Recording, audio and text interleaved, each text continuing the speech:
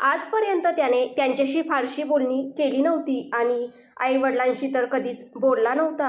हीच गोष्ट प्रियाला दुःख देत होती. आता पुढे प्रवास 1 तासाचा होता. राज आणि प्रिया निघून 10 मिनिटे झाली होती. राज गाडी चालवत होता आणि प्रिया बाजूच्या सीटवर बसलेली होती. दोघांपैकी कोणीही काही बोलत नव्हतं. प्रियाने राजला खोलीत जे सांगितले होते ते प्रियालाही आठवत होते आणि राजलाही. राजच्या डोक्यात तर अजूनही तोच प्रसंग फिरत होता जेव्हा प्रियाने खोलीत त्याचा कॉलर पकडून ती गोष्ट सांगितली होती. आणि एक गोष्ट प्रीतीबद्दलचीही त्याच्या मनात चालू होती. आता त्याला वाटत होतं की प्रीती आणि रमण यांच्यामध्ये काहीतरी नातं आहे. पण रमण या गोष्टीबद्दल किती गंभीर आहे हे विचार करून तो अस्वस्थ होता. मात्र त्याने ठरवलं की तो आता घरी जाऊनच प्रीतीशी याबद्दल बोलेल. प्रियाने प्रवास कटवण्यासाठी गाणी लावली. सुरुवातीची गाणी तिला आवडली नाहीत म्हणून तिने गाणं बदललं. एक गाणं आवडलं म्हणून ते चालू ठेवलं पण तेही संपत आलं होतं. बहकती शाम आई है तुझे लेकर के बाहों में हो तुझे छू लूंगी रखूं मैं छुपा करके निगाहों में हो. गाण्याच्या या ओळी ऐकून राज स्वतःला आणि प्रियाला कल्पना करू लागला. विचारांच्या भरात तो एका बाकावर बसलेला होता आणि प्रिया त्याच्या मांडीवर बसलेली होती. तो आपल्या ओठांनी प्रियाच्या गालांवर अलगद खेळत होता आणि निरागस प्रिया डोळे बंद करून बसली होती. हे सगळं मनात रंगवताच राज हसू लागला आणि तसेच हसत असताना त्याने प्रियाचा हात हातात घेतला. तो गाडी सुरक्षितरित्या चालवत होता पण ज्या विचारात तो हरवला होता त्यामुळे त्याने प्रियाचा हात धरला याची त्याला कदाचित जाणीवही झाली नव्हती. शर्माती है इठलाती है मचलती है जाने की साग में ये शबनम जलती है हो लम्हा लम्हा दूरी यूं पिघलती है जाने की साग में ये शबनम जलती है ख्वाहिशों की शाम ढलती है ख्वाहिशों की शाम ढलती है जाने की आग में ये शबनम जलती है. राजने अचानक असा हात धरणं प्रियासाठी जणू विजेचा धक्का बसल्यासारखं होतं. जे कधी घडलं नव्हतं ते होत होतं आणि त्यासोबतच प्रियाच्या मनातही काहीतरी हलत होतं. मन तर होतं की तिने घट्ट हात पकडून ठेवावा पण तिने मनाचं ऐकलं नाही. तिने झटक्यात आपला हात राजच्या हातातून सोडून घेतला. त्यामुळे राज विचारांच्या दुनियेतून बाहेर आला आणि प्रियाकडे व स्वतःच्या हाताकडे त्याचं लक्ष गेलं. त्याला समजलं की प्रियाने आपला हात त्याच्यापासून सोडवून घेतला. काय झालं? राजने विचारलं. काही नाही, प्रिया म्हणाली. मग काय? मग असं का केलं? काय केलं? भोळी आहेस? बनवू नकोस. मी काही बनत नाहीये, प्रिया हळूच आवाजात म्हणाली.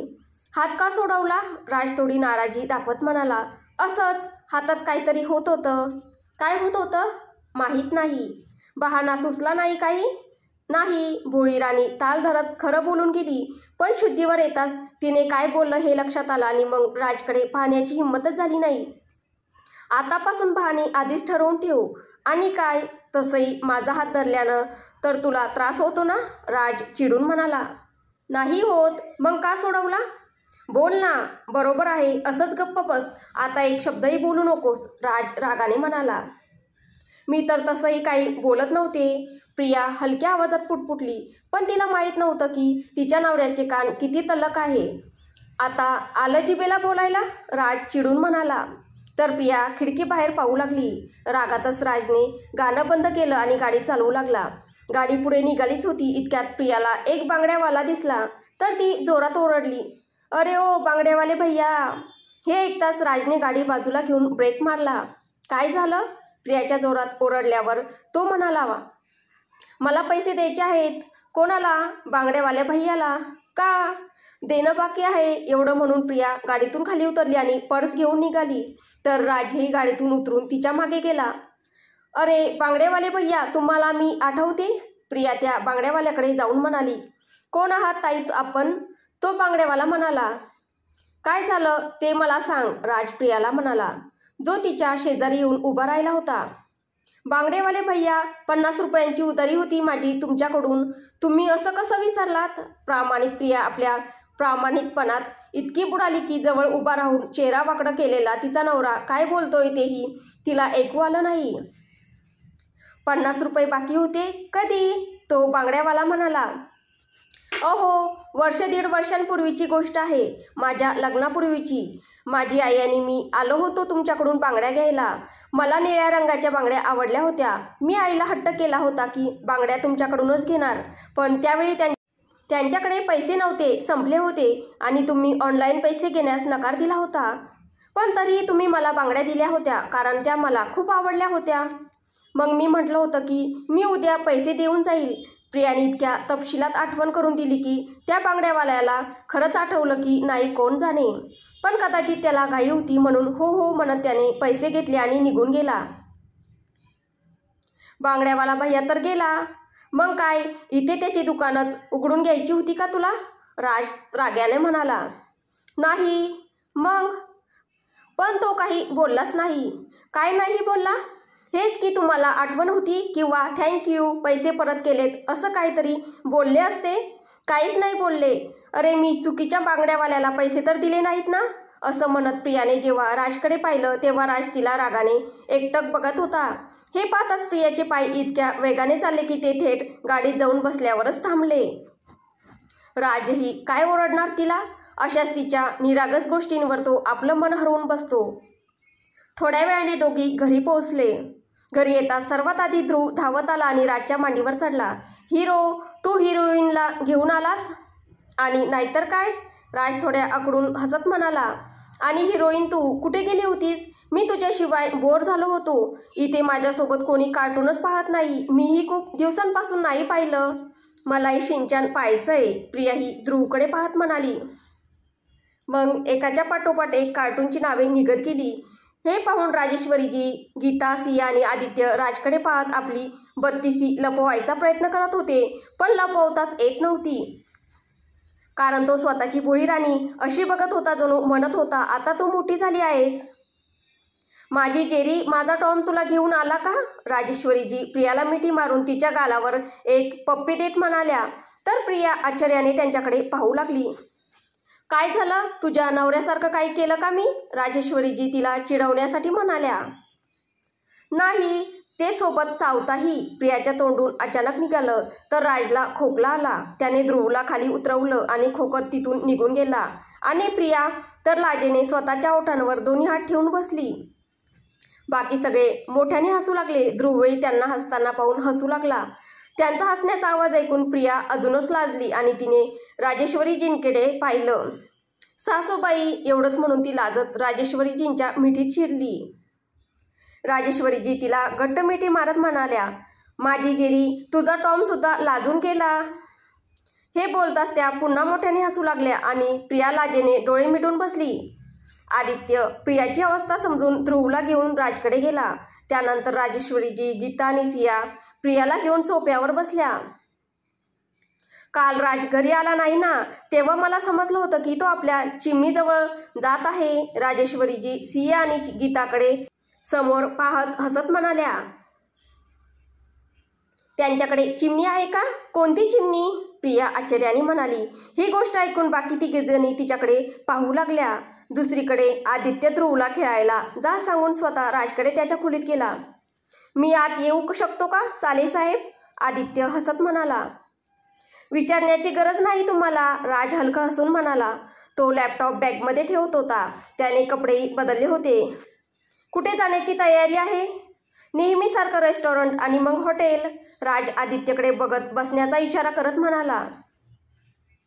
आत्ताच तर स्वतःची भोळी बायको घेऊन आलास राज, तरीही कसं मन करतंय हॉटेलला जाण्याचं? आदित्यने हसत विचारले. ती इथेच राहणार आहे, कुठे जाणार थोडी आहे. तिला सांभाळायचंही आहे आणि कामही करायचं आहे. राज आदित्यकडे पाहत म्हणाला. कोण सांभाळण्याची गोष्ट करत आहे? जरा पहा, जो इतके दिवस आपल्या बायकोशिवाय स्वतःला सांभाळू शकलाच नाही. आदित्य हसत म्हणाला. असं काही नाही, राज आपली नजर फिरवत म्हणाला. राहू द्या सालेसाहेब, मीही इथेच होतो आणि तूही. तुझा उतरलेला चेहरा मी पाहिला आहे, ज्याला तू राग म्हणतोस. पण मी फक्त तुला एक गोष्ट सांगू इच्छितो. प्रत्येक भावना रागाने नाही सांगितल्या जात. ज्या पद्धतीने काही खऱ्या भावना व्यक्त केल्या जातात त्या पद्धतीने व्यक्त केल्यासच त्याचा परिणाम चांगला होतो. कारण प्रिया खूप भोळी आहे. इतकी भोळी की तिला दुःख होतं, त्रास होतं किंवा राग येतो तरी ती सगळ्यांसाठी हसते. आणि सगळ्यात मोठी गोष्ट म्हणजे कुणाशी बोलणे थांबवत नाही. भोळेपणाने ती सत्य बोलते पण कधीही खोटं बोलत नाही. प्रियाला तुझ्या प्रेमाची गरज आहे राज, तुझ्या रागाची किंवा चिडीची नाही. मला माहीत नाही की तू असे का वागतोस, पण मला एवढं ठाऊक आहे की तू तिला खूप प्रेम करतोस. मग प्रेम केवळ प्रेमाने व्यक्त कर, कारण तिच्या व्यतिरिक्त तुझ्याकडे तिला आनंदी ठेवण्याचा दुसरा मार्ग नाही. आदित्यने राजचा खांदा हलकेच थपथपत हे सांगितलं आणि नंतर तिथून निघून गेला.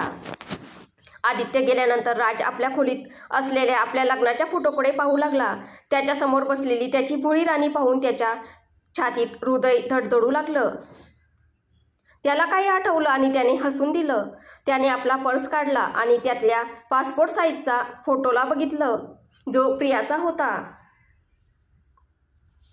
फोटोमध्ये तिने 2 वेण्या घातल्या होत्या आणि हलकेच हसत होती. तो तिच्या शाळेच्या काळातील फोटो होता.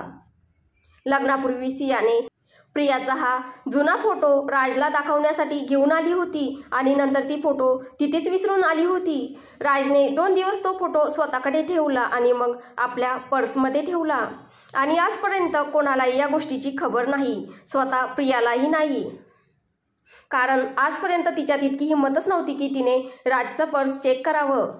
विचार करत करत राज भूतकाळात गेला.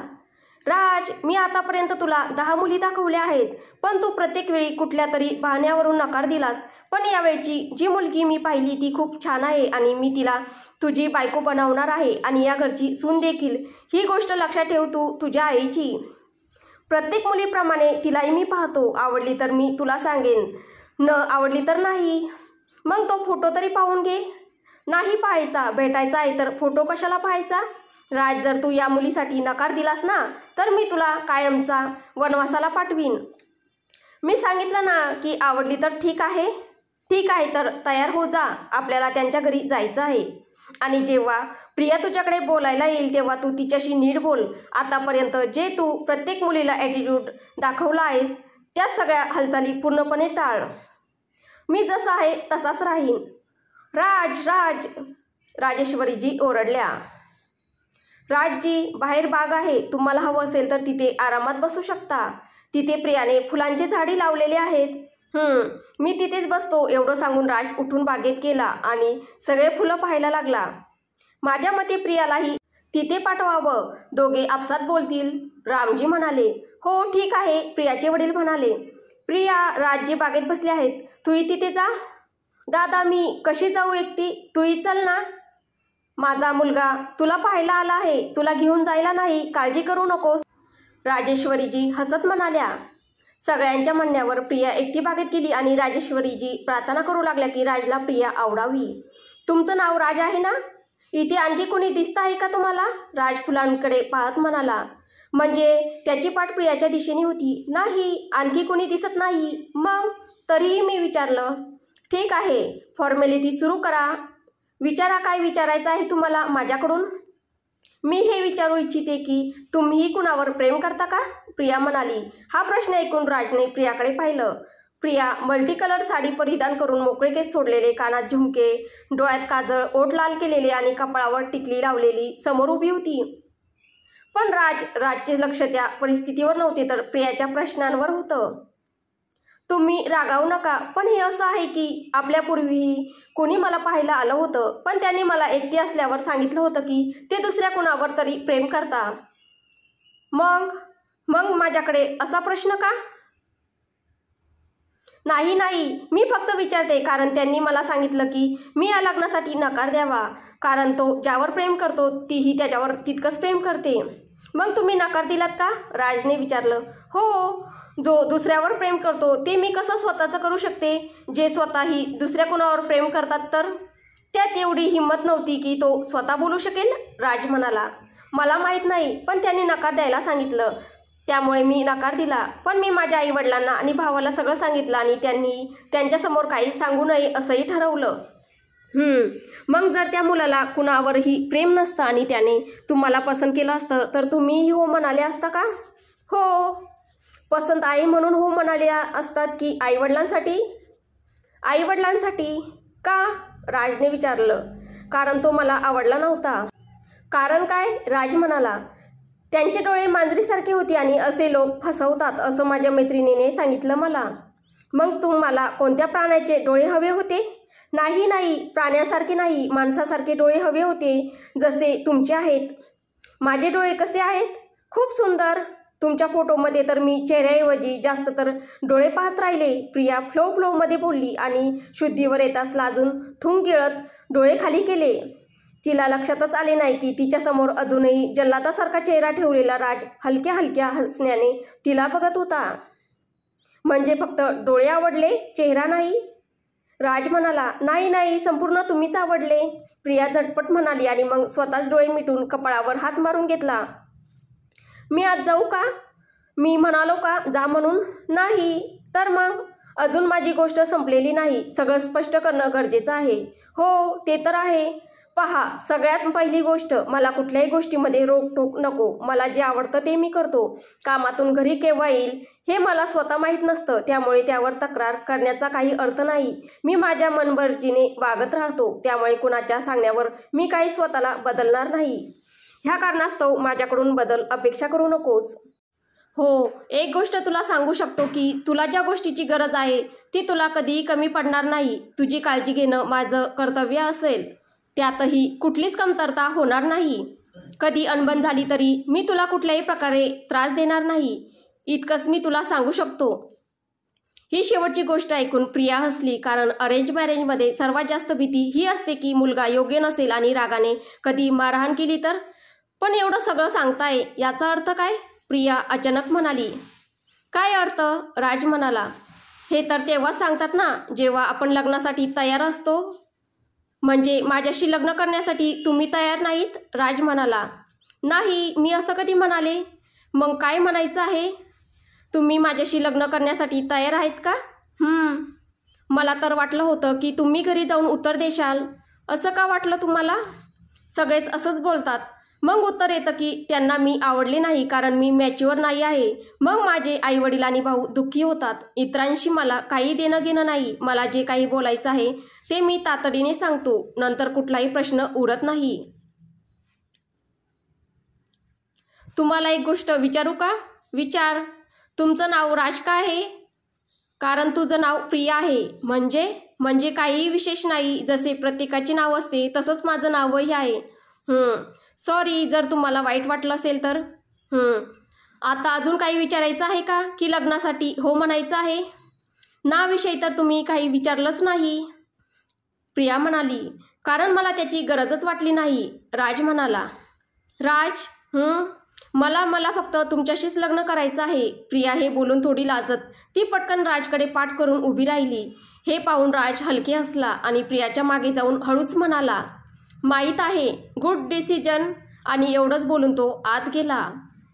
आता पुढे काय होईल हे आपल्याला पुढच्या भागात पाहायला भेटेल. तुम्हाला ही कथा कशी वाटते आहे कमेंटद्वारे नक्की कळवा. कथा आवडत असेल तर व्हिडिओला लाईक करा, शेअर करा. कथेची पुढील भाग ऐकण्यासाठी आपल्या चॅनलला सबस्क्राईब करा. धन्यवाद.